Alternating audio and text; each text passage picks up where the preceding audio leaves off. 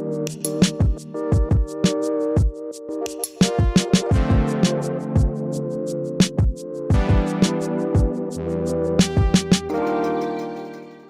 everybody, my name is Liz Ogborn and I'm on the Prayer Spaces in Schools Oversight team. My co-host today is Gemma. Hi everybody. Gemma's from Youthscape. It's really lovely to see you all here. Thank you for joining this seminar. We're absolutely sure it's going to be brilliant and you're going to really enjoy the content. It's entitled We Do God, Experiential Apologetics. Please don't fear if that sounds like theological jargon to you. It's a very practical and interesting talk that Lucie gives, and she has an amazing gift of unpacking complex things in a very simple way that even people like me can understand and apply in my practical work, in my practical everyday experience. Lucie is the director of the Youthscape Centre for Research, and her research has covered things like youth ministry in the Anglican Church, youth loneliness, and Christian practice amongst youth workers, among other things. And in this talk today that you're going to hear, Lucie draws on Youthscape's research project called We Do God. And Lucie explores how we can draw children and young people into actual experiences of God as we work with them in schools. And I'm sure you'll be inspired. Yeah, so without further ado, this is the amazing Dr. Lucie Shuker talking about experiential apologetics. Enjoy. I want to start by asking you to imagine these two scenes in a secondary school. So scene one, it's 2 p.m. on a Wednesday afternoon and Mr. Wilson is taking Year 8 assembly. And he opens with a funny personal anecdote about a dog and a banana that has the place in fits of laughter. And then he switches to a serious point and everybody is all ears. And he tells the story of the prodigal son. And he tells them about the possibility of forgiveness. And he prays for them. Just in time as the bell goes and 120 kids stand up and file out of the room. And scene two, it's 2:30 on a Wednesday afternoon. And Gemma Crichton is in Year 9 and she's in a prayer room that would normally be the music room, maybe B17. And she's holding a rock. And she's been holding it for a while and it's getting quite heavy. And she's been looking at a little sign that says, it's hard work holding on to the things that people have done to us. And she's thinking about the fact that her friend betrayed her over the summer, and she's thinking about all the ways that she's angry. And she's looking at this little sign that says, you can choose to forgive someone for what they've done. It's a risk. But why don't you drop this stone into this water and see what it feels like to let go? And Gemma lets go of the rock and hears a splash and realizes that she's been holding her breath the whole time. There's a difference between talking about something and doing it. And this dualism between discussion and experience, between theory and practice, it has been with us for a really long time. We inherited it from Greek philosophy and it's been shaping our culture, our education system, what we think of as wisdom, as insight, as knowledge for a very, very, very long time. And sometimes it's helpful and sometimes it's meaningful. But the risk when we divide the world up into two things and we say it's either this or it's either that, is that one side inevitably becomes more important, becomes prioritized. And in our culture, we tend to prioritize head knowledge, information, our ability to talk about things, more than often our direct experience and a different kind of knowing. Our school system, particularly secondary schools, still really hold this principle that it's the transmission of head knowledge that is what education's about. And if we're completely honest, often our conferences do too. But when it comes to Christian education or formation, we have a rabbi, a teacher, who actually does things quite differently. So look at this question on the screen. I just want to give you a minute to think about this. How does Jesus teach? What stories or scriptures come to mind when you think about Jesus as a teacher? And how is this way of teaching maybe different from how you learned at school? How is it different from how children learn at school now? And is it different from how we expect to learn and to teach in our church communities?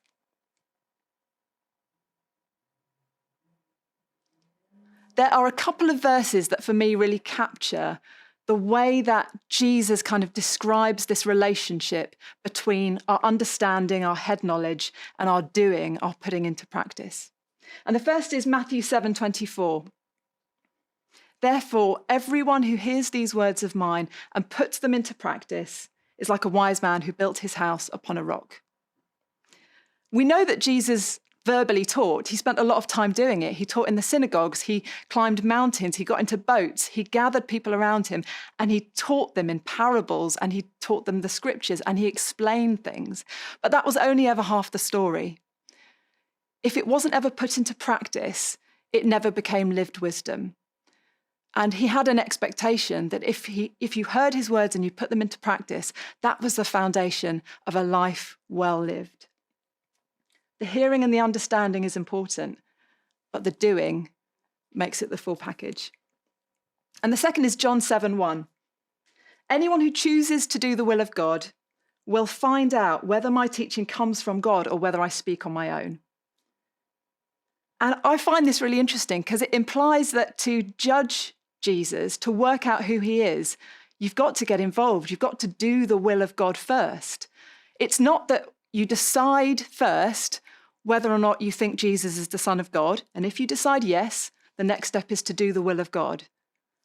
It inverses that and says, try doing the will of God, and then you'll have the tools to know, to judge whether my words come from God and who I really am. In other words, you don't need to decide before you act. So our emphasis on kind of discussing and intellectually understanding and all of that has often meant that when we've wanted to introduce people to Jesus, we've explained who he is and we've told the stories first. And if we've managed to persuade someone, then we might invite them to make a commitment to Jesus. And that way of kind of introducing people to the ideas of Christianity, that they're defensible, that they're rational, is a standard way of seeing apologetics, that our faith is kind of intellectually defensible. But that verse from John 7 suggests that experience of following the way of Jesus, of doing the will of God, is actually a way to understand who God is and to then make a decision about what you think about faith. And I was having a conversation with Dan Randall about a year ago, and he asked me the question, when do you think the disciples became Christians? And it got me in a complete tiz because it disrupted all of my ways of thinking about the boundaries between being a Christian and not a Christian, between thinking and doing and choosing and discerning. And I have no answer for that because it was a messy journey, as actually so many journeys towards God are. So one way to understand this way of learning by doing is to just think about it as the way Jesus did things. But if you want a less direct and more fancy pants way of doing it, you could call it experiential apologetics. And that's a term that's used by Joshua Chatraw, who kind of coined it. And he's an academic and a theologian who writes that rather than offering intellectual defenses to kind of prove that faith is rational, which are still really important, what we might be doing is inviting somebody to participate in an experience, or where the gospel story is told and someone's invited to try it on for size. So, okay, Jesus invited people to participate, to come along for the ride, but what might we be inviting children and young people to actually do? What are we asking them to potentially participate in? What does it mean to do the will of God, to act as a Christian? Well, if you look at the screen now, you'll see a list of practices, Christian practices, that we've drawn from lots of different lists of spiritual disciplines. It's not comprehensive because I think if you asked anybody, We'd have different ideas of exactly what should go on that list, but it probably covers the main things that you might expect to be there. And we've also used this definition of Christian practice, which comes from Dorothy Bass and some of her colleagues, which is things that Christian people do together over time in response to and in the light of God's active presence for the life of the world. So in other words, it's not just anything that Christians do, because we do all sorts of things. It's the things that we do in community and have done for a long time, the things that we keep coming back to, the practices that we keep going round and round on and reinterpreting in every generation, because when we do them, they help us experience and encounter God. They help us live out this story. So that's what we mean when we talk about practice. An important and brief caveat on this, it's not always that straightforward. Christianity actually has quite a checkered history in lots of ways.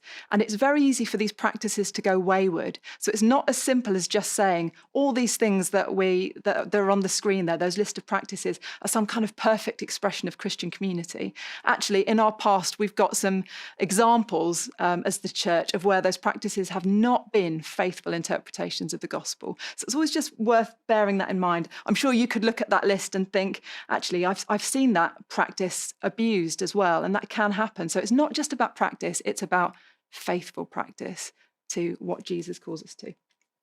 So, not necessarily saying we've done as the church all those things perfectly, we've done them well, but we are saying that together they capture something of what it means to follow Jesus and experience the life of God in community, even if they're imperfectly expressed.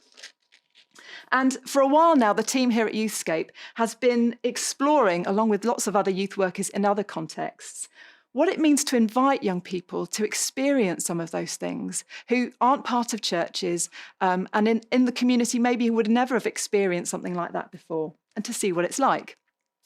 So the Youthscape Centre for Research was commissioned to do a piece of work on this and to try and understand this approach a little bit better and see what we could learn from others who were also engaging in that. And the result was a research report called We Do God, which was published earlier this year. And it's looking at these practices and their place in Christian youth work. We did a literature review, we surveyed 235 Christian youth workers, and we did 13 case studies where we went to try and learn from other people who were also taking this approach.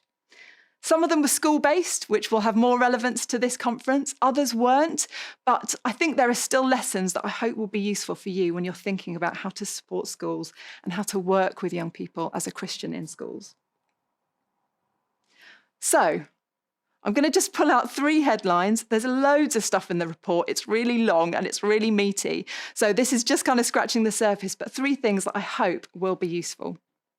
Firstly, in a secular context, inviting children and young people into a practice or into a spiritual experience can actually create curiosity that might not have been there in the first place. I will show you more about our own research, but I actually want to start by showing you this slide that comes from a piece of research that Youth for Christ recently published. And that was released earlier in the summer. And they did a survey with 1,001 teenagers across the UK, asking them questions about their thoughts about God and spirituality and life. And they asked them these 2 questions. Have you ever had a spiritual experience? 78% said no. Have you ever heard God or a supernatural power speak to you? 87% said no. And I found those quite striking. They're not necessarily surprising. They affirm, I think, what we know from lots of other research that suggests that for most young people, they don't experience life in that kind of language of the profoundly kind of spiritual. There is meaning for them in pursuing happiness, overcoming challenges, caring about themselves, their friends, their family.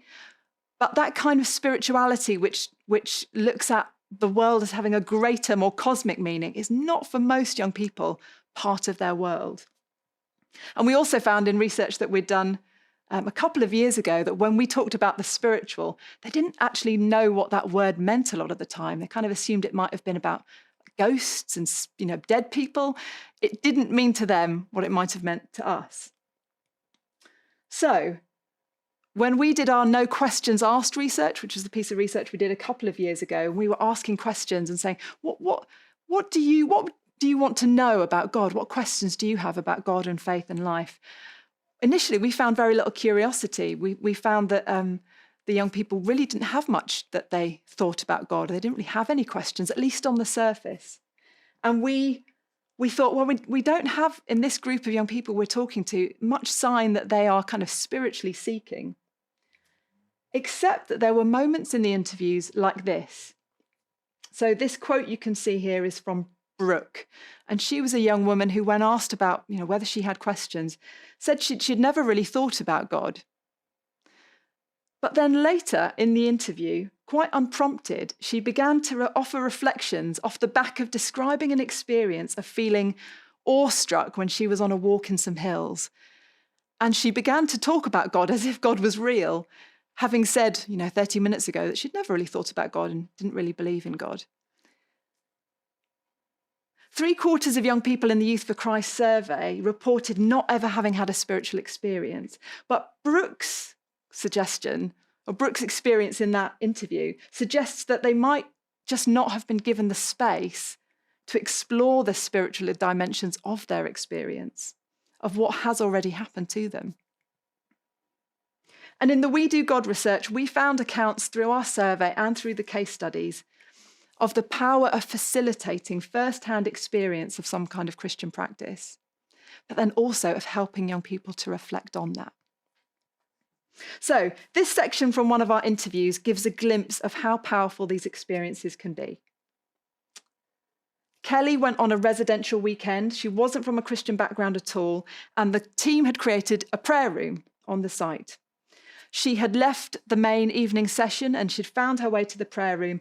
And by her own account, she was going in there to self-harm because she was feeling really low. But there was a Bible in the room, and for some reason, she decided to sit down and start reading it instead. And she had an experience of the Holy Spirit that you can read about there on the screen that she describes as overwhelming. By making that prayer room available, she was being invited to participate in prayer herself. You'll also see on the slide a quote from another interview, that one was with our friend Phil Togwell, where he was emphasising the importance of space, of stillness, of quiet and of reflection.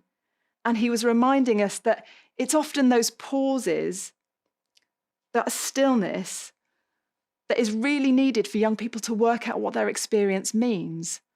So for some young people, they think they've never had a spiritual experience, but it may well be that they have, but no one's ever asked them about their experience and they've never been allowed to unpack it and see what it might mean. For others, they need to be given something new that they haven't had access to before, some direct first-hand experience for themselves that they then can reflect on. So for Kelly, the interview itself was part of that. She both had the experience of this profound new piece in the prayer room, but she then had the experience of telling it again and having someone listen to her and unpack what it means. And that's a message that came through in the research over and over again. We can invite young people to participate, but we've also got to give them the space to reflect and understand what that experience actually means. And of course, as you know, not all young people are equipped in the same way to necessarily do that themselves. Some of them need more support for that reflection. So a couple of questions for you to think about. How can you create opportunities for young people to have first-hand experience, to do faith, to put something into action in a time where often we have to be now socially distanced, we are in bubbles, we might be online? How have you been doing it already? Have you got stories to share? And then secondly, if you feel that that is actually not possible at the moment, if it's not possible to gather young people and to facilitate an experience of something new, how do you look for where God might be in their existing experience, in their everyday life? Do we trust actually that God is already present and working if we go looking for him with young people? Okay, so that's number one. Number two, we also learned through our research that these practices are part of how God works and reveals himself. And often in doing these things, we experience God meeting our needs, whether that's our need for community, our need for hope, our need for rest, our need for fun. The definition of practice that I showed you earlier said that these are things we do together in response to God's active presence. And this is the key bit, for the life of the world. In other words, these things are like gifts from God through which we actually encounter him and we experience his goodness. The things we do together can create a life-giving experience if we invite young people to participate in them too. One of the people that we interviewed for the research was Mark Scandrette, who's written a great book called Practicing the Way of Jesus. And he does a lot of these kind of experiential learning labs, he'd call them, practice-based discipleship, creating context for people to come and try doing something and reflect on what it's like. And one of the things he told us in that interview is that it's really important to name the ache. That was the phrase he used. In other words, often the things that we do together as Christians, we do in part because they are a way of God meeting some deep need, of recognizing some ache that is within us as humans, that he wants to heal, that he wants to speak into. In other words, what kinds of needs, what kinds of desires might Christian practice be responding to? The practice of celebration meets our need for play. It meets our need for rest. The practice of forgiveness meets our need to know and to truly be known and to not have to hide, to have the possibility of real relationship. The practice of lament meets our need to be able to express suffering with other people and not have to hide it, to be healed and need to be healed. So one of our case studies was a youth group in Northamptonshire called The Way, and they meet weekly for a meal, and each week they explore what it means to follow the way of Jesus, to put into practice the teachings of Jesus. And I went and observed one of their meals and saw what they did, and I interviewed the young people and I interviewed the youth workers. And I listened to them debriefing afterwards. And one of the things I observed and I heard was that they were really trying to pay attention and coming back to over and over again, what is it that these teenagers are experiencing in real life? What do they need? What are their deepest desires? And what is it about the way of living as Jesus taught us that could actually engage their real needs, their real life, what it is like to be a teenager in Northamptonshire? And they were regularly trying to work this out. So one of their groups had spent about 4 weeks thinking about how Jesus sees and treats people. And that had come out of just some of this banter that happens over the meal before they'd even started their formal session, where one of the group had been describing the young people who went to a different school in the town, describing them as peasants, because his school was higher up the league table, their school was lower down. They had more resources, they were a wealthier school. This school just, it had a bit of a reputation. So social hierarchy was starting to emerge in this youth group, and a little bit of, teasing was going on, but they paid a lot of attention to that. And in response to that, they developed this kind of liturgy where they would sit a person in the center of the room and they would verbally affirm each one, and they'd speak a liturgy over each of them. And they came back to it over and over again because they wanted them to see and understand that the way of Jesus was to affirm everybody's equal value. And when I interviewed one of the youth workers about that, she said, this thing of naming the ache, of knowing what it is, what the need is that you're trying to respond to, is one of the key things that you need to remember. And when I've forgotten about it, it turns into an abstract teach. So you'll remember the imaginary example of Gemma Crichton in Year 9 holding that rock that I gave you at the start there. Of course, it's not imaginary. It's inspired by this quote you're seeing on the screen now. An interview with this young woman who was telling me about being invited to forgive someone by writing their name on a stone and letting it go. And she was not sure that that was possible. She didn't think you could forgive someone that easily. But when she was invited to do it, she found out it was possible. And she explained that now she was on this quite interesting journey of trying to work out what forgiveness actually was. Do you just do it once? Do you have to do it over and over again? Can you take it back? Should you always forgive?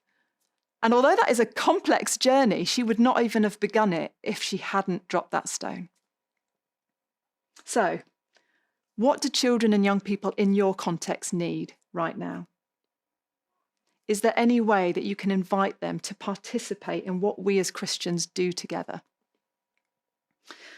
A report by the Children's Society that came out over lockdown showed that one of the unintended positive consequences of this is that for some young people, there has been a discovering of creativity, rediscovery of old hobbies, taking up new hobbies, and that was something that young people were grateful for, where they'd been able to experience being creative.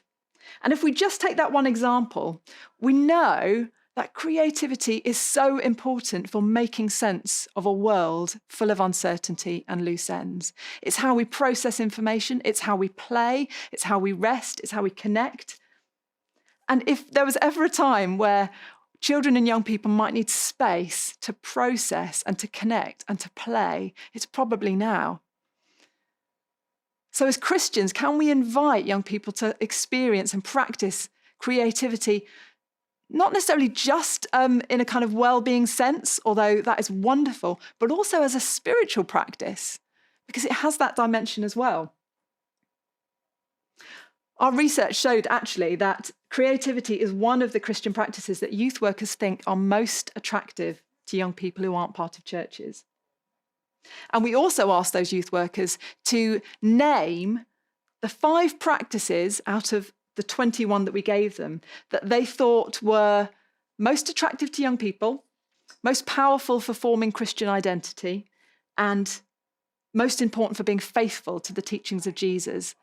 And you can see in this Venn diagram what we found. These are the 5 practices in each of those categories that were most important for those youth workers. And if you look there at what is most attractive to young people, there's creativity. That was seen as something, as a Christian practice that was most attractive to young people. There's a huge amount to say about that diagram, by the way, that is not being said right now, but that's for another day. We also found that it's actually one of the top 5 practices that youth workers are most likely to have actually invited young people to experience who aren't part of churches.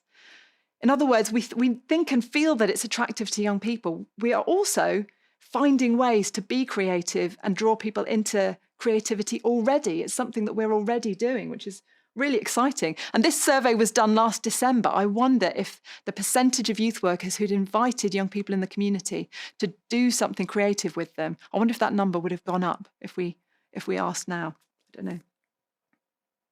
But more than just inviting young people to experience or practice something, we also have a story to tell about what this kind of practice means. What is it that makes it a Christian practice rather than something that anyone can do?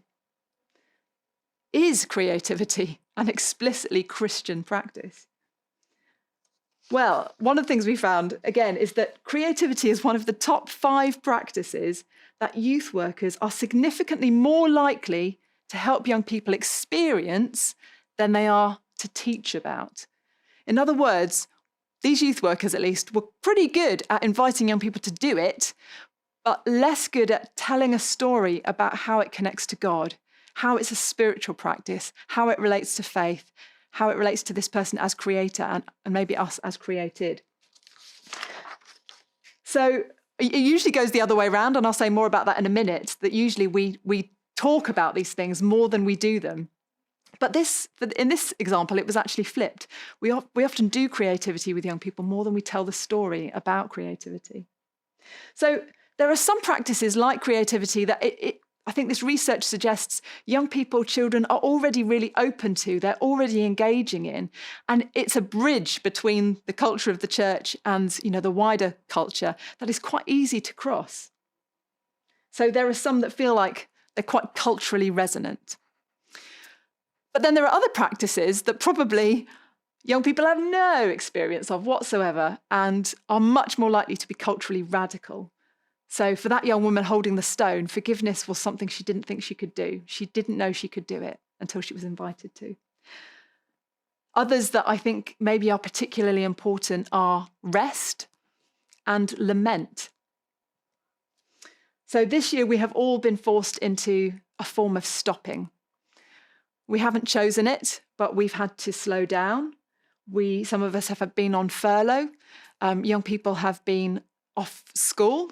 They're not necessarily having stopped their work, but their normal routines have been really disrupted. And I do wonder if for those who have experienced rest as a Christian practice, as something that they're invited to do by God, I wonder if this experience has been easier than those who've never really engaged yet with rest as something that is a gift from God, a Christian practice. It's a life-giving thing, and we have a powerful story to tell about what rest actually means, about us, about the world, about what God is doing, about where true rest is found. But rest was not something that in our research we found youth workers were really inviting young people to experience with them or participate in. We've also been thrown into this global trauma, and everybody has experienced loss. For some, that is relatively superficial, and for others, it's completely life-changing. We have in our broadest tradition a practice in lament which allows us to acknowledge the reality of how awful things are in the face of somebody who loves us and holds our suffering and knows what it is to suffer himself. Lament is a powerful Christian practice that could speak so much to the time that we're in. And yet, of our 21 practices we were surveying youth workers about in December, rest and lament were in the bottom 3. Rest was the second to last practice, in fact, that young people in the community and the wider community, not part of churches, were invited to experience for themselves. And maybe that's because it's quite hard to do that. There are some practices it's maybe easier to invite young people to actually do. But I wonder if also it's because we as a Christian community don't necessarily know how to do that well ourselves. So if you take a look at this slide, this is where we repeated one of our survey questions that we'd asked originally in December. We asked it again of a different cohort of youth workers in May. And I was struck by the fact that rest, the practice of rest, lament, and living simply were all things that a higher proportion of youth workers said they were now intentionally engaging in. And perhaps that's not surprising. We were in the middle of a lockdown and a global pandemic. There was an enforced rest. There was a sense of wider societal lament, and we were all being forced to slow down and to live more simply. But having been kind of forced to do that, I do wonder if that's something that we can now draw far more into our practice as a Christian community and invite young people to experience those things as well with us, telling the story of what they mean in terms of God's relationship with us. And then finally, practices carry our theology.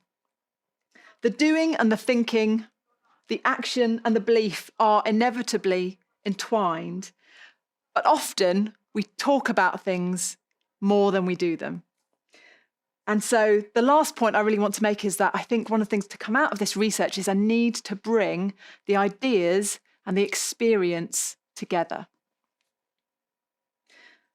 So the last thing I want to show you is this slide. And these are 5 of the practices where there is a significant gap between our teaching and our practice. So remember that this is a survey of 235 youth workers last December. It may not perfectly reflect your context, but I do think probably that gap between the talking and the doing, we would see that again if we looked in different contexts in the Christian world as well. So the green bars are where young people say that where youth workers say that they have taught about or explained this thing to young people, either in church or in the community over the last 2 years. And the pink bar is where they have helped young people to directly experience or practice that thing themselves. Now, there are some big gaps on the church side, but if we focus on young people in the community, which I guess would be most applicable to your work in schools, look at those practices that obviously we go into schools and we talk about probably, to be a Christian is to forgive, to love your enemies, to challenge injustice. That's a big gap between telling young people about it and inviting them to participate, to actually have a go themselves. If you are in school and you're teaching about forgiveness, can you make space? Can you invite young people to see if they want to do it? If you're talking about loving your enemies or challenging injustice, is there a way that you can leave enough time to create a first-hand experience of that thing? Going back to that scripture again, anyone who chooses to do the will of God will find out whether my teaching comes from God or whether I speak on my own. So just coming to the end there, I know that actually for lots of you, this is just an affirmation of what you already do. You know the value of direct first-hand experience. It's your bread and butter. It's how you work with children and young people. And so hopefully it's just a reminder that the talking and the doing is so important together. And that's the thing that creates this powerful learning that forms us as disciples rather than just people carrying information in our heads. But there might be for some of us a challenge or an invitation there to close the gap between our talking and our inviting young people to experience. You might want to get the We Do God report and look at those 21 practices. Just ask yourself, are there any of those that I tell children about, I tell young people about, but we've never actually experienced together? Is there a way that you could do that? So to summarize, and finally, experience can create spiritual curiosity. So how can you facilitate direct spiritual experience of Christian practice and help develop that curiosity about faith through reflection? Secondly, Christian practice speaks to our deepest needs and desires. So what do children and young people in your context most deeply need? What do they most deeply want? And how might those practices address some of those? And then thirdly, talking and doing can often become uncoupled, and we need to bring them together. So where do you talk about things more than you do? And how can you close that gap? And where do you do things that are rich, actually, theologically, but you've never explained why you do it that way? Can you tell the story that makes sense of the practice? And last of all, thank you so much for bearing with me in this presentation. But if you'd like to find out more, you can get a copy of that research. It's called We Do God, and you can go to the Youthscape store. You can buy yourself a digital copy for £5, or you can get a hard copy for £10. And I hope that it helps you in your work with children and young people.